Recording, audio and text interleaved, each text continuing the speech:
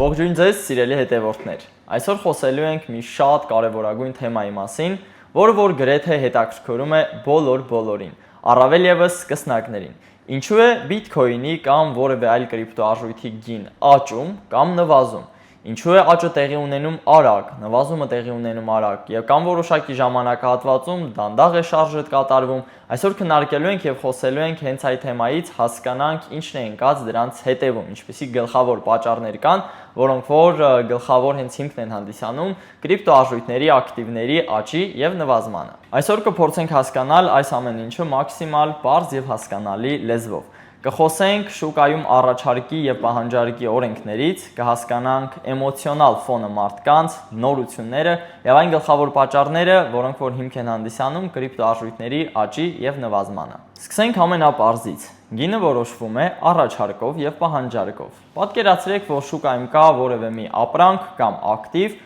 որից որ ուզում են գնել բոլորը, բայց միևնույն ժամանակահատվածում այդ ապրանքի առաջարկը քիչ է։ Սկսում է մրցակցություն գնորդների մեջ եւ գնորդները սկսում են ավելի բարձր արժեքներ առաջարկել տվյալ ապրանքը գնելու համար։ Պահանջարկը մեծ է, առաջարկը քիչ։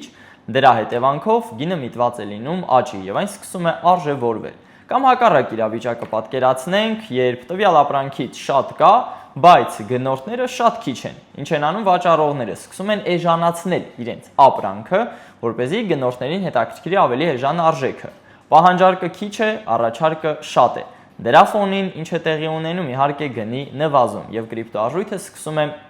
իջնել։ Եվ իրականում խոսքը միայն կրիպտոարժույթի մասին չէ, ցանկացած շուկայում էլ այդպես է տեղի ունենում։ Երբ մի նոր ապրանք է դուրս գալիս, որը որ շատ մեծ տարածում է ստանում, շատ մեծ հայտնիություն է ձեռք բերում, բոլորը ուզում են գնել այդ ապրանքից, գնորդները շատ հանգիստ կարող են այդ ապրանքի գինը բարձրացնել, որովհետև պահանջարկը տվյալ ժամանակահատվածում մեծ է լինում եւ հաստատ կգտնվեն գնորդներ, որոնք որ ել ավելի բարձր արժեքներ կառաջարկեն տվյալ ապրանքը ձեռք բերելու համար։ Եվ գլխավոր պատճառներից մեկը հենց գնային շարժերի դա առաջարկը եւ պահանջարկն է, շատ պարզագույն օրենք տնտեսագիտության,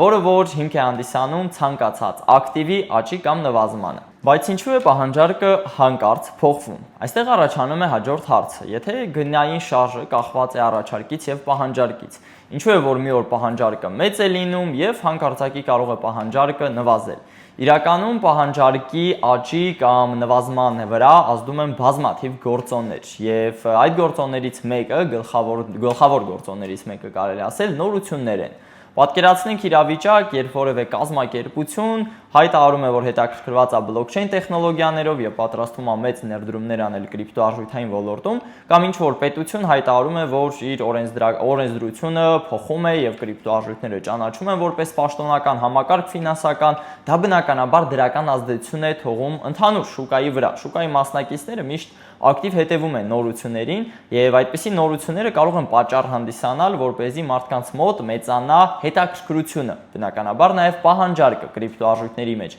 նոր ներդրումներ անելու եւ կրիպտոարժույթներ ունենալու հարցում, ինչը կարող է պատճառ հանդիսանալ գների բարձրացման։ Բայց իհարկե նաև լինում է ճիշտ հակառակը, երբ ինչ որ նորություն է դուրս գալիս, բացասական ֆոն ապահովող կամ մարդկանց հետաքրքրությունն է սկսում պակասել եւ մարդիկ հետևելով այդպիսի նորություններին, որոնք կարող են բացասական անդրադառնալ կրիպտո շուկայի վրա, բնականաբար պահանջարկը սկսում է քչանալ, մարդկանց հետաքրքրությունը թուլանում է եւ առաջարկը մնում է նույնը կամ մեծանում է, պահանջարկը գնալով քչացավ, դա պատճառ է հանդիսանում, որպեսզի տվյալ ապրանքը սկսի արժեզրկվել եւ գինը սկսում է նվազել։ Շուկան շարժվում է նաեւ սպասումներով։ Կրիպտոշուկայի եւ ընդհանուր, կարելի ասած, ակտիվների աճի վրա մեծ ազդեցություն թողում են նաեւ մարդկանց սպասումները։ Շուկայում գնի առաջարկը եւ պահանջարկը եւ գնային շարժը ձևավորվում է ոչ միայն ներկայի նորությունների վրա, այլ նաեւ մարդկանց սպասումների վրա։ Պատկերացրեք, որ կա ինչ-որ մի իրադարձություն, որը որ մարդիկ հստակ գիտեն եւ հասկանում են, որ այդ իրադարձության ֆոնին գինը աճ է ունենալու եւ սպասում են դրան, սկսելով նույնիսկ նախքան այդ իրադարձությունը արդեն մեծ հետաքրքրություն ցուցաբերել կրիպտոաշխարհի, կրիպտոարժույթների վերաբերյալ։ Դրա ֆոնին ակտիվը բնականաբար էլի պահանջարկը մեծանում է, ուշադրության կենտրոնում է հայտնվում եւ նույնիսկ նախքան իրադարձության հայտնվելը արդեն իսկ սկսում է միտված լինել աճի եւ նույնիսկ լինում են դեպքեր, երբ մինչեւ իրադարձությունը ակտիվը արդեն այնքան է լինում աճած, որ իրադարձության պահին արդեն այդ ակտիվը սկսում է նվազել։ Սա ցույց է տալիս, որ կրիպտոշուկան միայն ներկայի մասին չէ, շատ կարևոր են նաեւ շուկայի մասնակիցների ապագայի սպասումները։ Շուկայի ընդհանուր տրամադրությունը։ Շատ կարևոր է նաեւ հասկանալ ընդհանուր շուկայի տրամադրությունը։ Շուկան իրականում ավելի շատ շարժվում է ցիկլերով եւ երբ տրամադրությունը լավ է, գալիս է ինչ-որ մի հատ ժամանակահատված, երբ նորությունները լրիվությամբ դրական են, երբ միևնույն ժամանակահատվածում մարդկանց հետաքրքրվածությունը բարձր մակարդակի վրա է գտնվում եւ այդ գործընթացը, այդ շղթան, այսպես կոչվում է աճի ցիկլ։ Տվյալ ժամանակահատվածում պահանջարկը միշտ լինում է մեծ, մարդկանց հետաքրքրում է կրիպտոարժույթային ոլորտը, բոլոր ուզում են գնել, բոլոր ուզում են ներդրումներ կատարել եւ բնականաբար դրա ֆոնին գինը միշտ ու միշտ միտված է լինում աճի, բայց գալիս է նաեւ հակառակ ցիկլը, հակառակ ժամանակահատվածը, երբ հետաքրքրությունը սկսում է ընկնել, նորությունները այդքան էլ դրական չեն լինում որոշակի ժամանակահատվածով եւ մարդիկ սկսում են ավելի զգուշավոր դառնալ, սկսում են արդեն ավելի շատ վաճառել, քան թե գնել եւ հետաքրքրությունն է սկսում նաեւ պակասել։ Դա նվազման ժամանակահատվածն է, երբ պահանջարկը գնալով քչանում է, վաճառքները մեծանում են եւ միևնույն ժամանակահատվածում դա պատճառ է հանդիսանում գների անկմանը։ Շուկան շարժվում է այսպես շղթայական ցիկլերով, ընկերներ, միշտ աճող շարժից հետո հետևում է նվազումը, նվազումից հետո աճը եւ այդպես շարունակ։ Չի լինում երբեք, որ միշտ աճի կամ միշտ նվազի։ Շուկայում միշտ կան ցիկլեր, որոնց մասին նույնպես պետք է ինֆորմացված լինել եւ հասկանալ ներկա ժամանակահատվածում ինչպիսի ցիկլ է, ինչպիսի ժամանակահատված է եւ ըստ դրա ճիշտ արձագանքել շուկայական շարժերին։ Էմոցիաների ազդեցությունը։ Շատ կարևորագույն մի թեմայից ենք եւս խոսելու, դա մարդկանց էմոցիաներն են։ Մենք բոլորս էլ գիտենք, որ շուկայում աշխատում են սովորական մարդիկ։ Իսկ մարդիկ ունեն զգացմունքներ, էմոցիաներ եւ շատ հաճախ որոշումներ են կայացնում հենց նաեւ էմոցիաներից ելնելով, որ նույնպես ազդում է շուկայի առաջարկին եւ պահանջարկին, որ համապատասխանաբար ազդում է գնի աճերին եւ նվազմանը։ Երբ մարդիկ տեսնում են, որ գները մեծ աճ են ունենում եւ պարբերաբար ակտիվը աճ է ունենում, էմոցիաների ազդեցության տակ սկսում է ինքը նույնպես գնումներ կատարել, առանց նույնիսկ վերլուծություններ կատարելու։ Այդ երևույթը կոչվում է FOMO, բաց չթողնելու վախը, որ գինը աճում է, նրանք իրենց շահույթը բաց չթողեն, ուղղակի առանց վերլուծությունների մտնում են գործարքների մեջ։ Եվ FOMO-ի ազդեցության տակ այդպես իրենք էլ են սկսում գնումներ կատարել։ Եվ եթե հենց այդ նույն FOMO-ի շնորհիվ շատ մարդիկ են սկսում առանց հատուկ անալիզների, վերլուծությունների, ուղղակի հաշվի առնելով փաստը, որ գինը աճում է ու իրենք էլ սկսում ներդրումներ անել, պահանջարկը բնականաբար շատ է մեծանում եւ դրա ֆոնին գինը կարա ել ավելի մեծ աճ ունենա։ Եվ սրա իհարկե հակառակ ազդեցությունը կա, երբ ակտիվը նվազում է, մարդիկ էմոցիոնալ ֆոնի ազդեցության տակ սկսում են վաճառել, վախենում են, որ իրենց ապրանքը ել ավելի կարժե զրկվի, սկսում են վաճառել եւ մարդկանց մեծ քանակի վաճառքը բերում է բնականաբար տվյալ ակտիվի ել ավելի մեծ անկմանը։ Եվ հենց էմոցիաները շատ մեծ ազդեցություն են թողում իրականում հենց շուկայի աճերի եւ իհարկե նաեւ նվազումների, առավել եւս մեծ աճերի եւ մեծ նվազումների վրա։ Էմոցիաները շուկայի մի մասն են համարվում եւ դրանք իրականում հնարավոր չէ վերացնել, բայց կարելի է սովորել, ճանաչել եւ գործել ել ավելի մտածված։ Ինչու է բիթքոինի շարժը ազդում հաճախ մնացած կրիպտոարժույթների վրա։ Շատ մարդիկ համարում են, որ բիթքոինը լինելով ամենաառաջին կրիպտոարժույթ,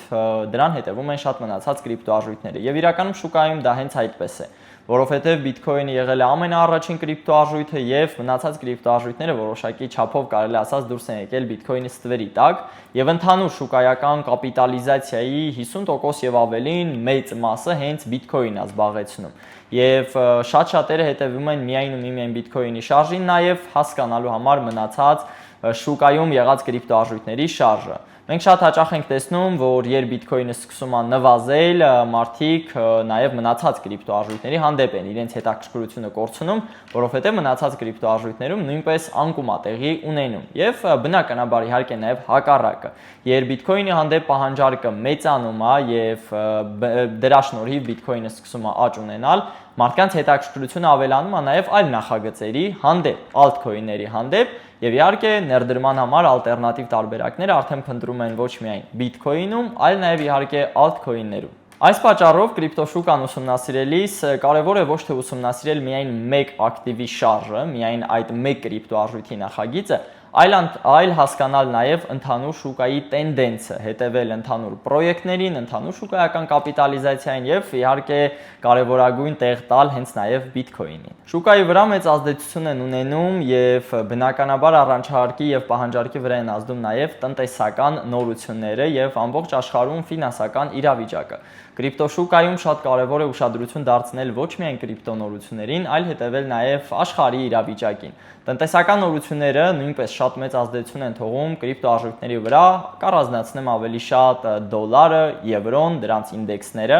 եւ դրանց արժեվորումը եւ արժեզրկումը միշտ համապատասխանաբար իրենց ազդեցություն են թողում կրիպտոշուկայի վրա ավելի շատ հակառակ կերպով եւ դրա համար խոշոր թրեյդերները, այս ոլորտի փորձառուները շատ մեծ ուշադրություն են դարձնում նաև ֆինանսական շուկաներին։ Ուշադրություն են դարձնում ընդհանուր աշխարհում տեղի ունեցող ֆինանսական համակարգերի իրավիճակը, ինֆլյացիա, գործազրկության մակարդակ, կենտրոնական բանկի ինդեքսներ, որոնք որ կարող են համապատասխանաբար ազդել գերտերությունների տնտեսական համակարգին, ինչը որ նույն ձևով մեծ ազդեցություն է թողում իհարկե նաև կրիպտոաշխարհի եւ կրիպտոարժույթների վրա։ Եվ իհարկե ինչ պետք է անի սկսնակը։ Ես բոլոր սկսնակներին խորհուրդ կտամ ի սկզբանե, երբ ցանկանում են ներդրում կատարել, չշտապել, ամենաառաջինը։ Նախ պետք է հասկանաք, թե ինչ կրիպտոարժույթ եք գնում եւ ինչու եք գնում։ Պետք է հասկանալ ինչ խնդիր է լուծում այդ պրոյեկտը եւ ինչ նպատակի համար է ծառայելու եւ ինչ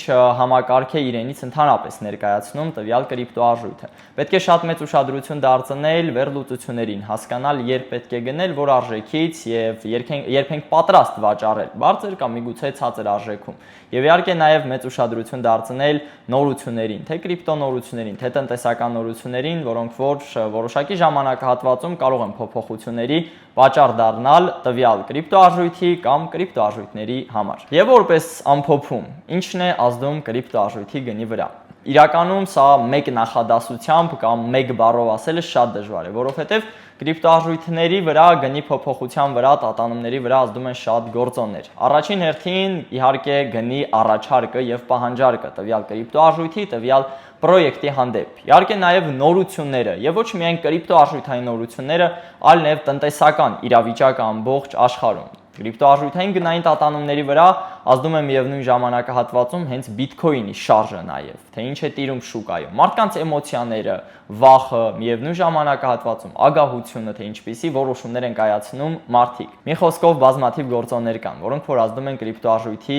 գնի շարժի տատանումների վրա, թե աճերի եւ իհարկե նվազումների վրա։ Պետք է դրանք բոլորը հաշվի առնել, հասկանալ եւ իհարկե ինֆորմացված եւ գիտելիքով հանդերձ այն օգտագործել պրակտիկայում։ Եթե այս տեսանյութը օգտակար էր ձեզ համար,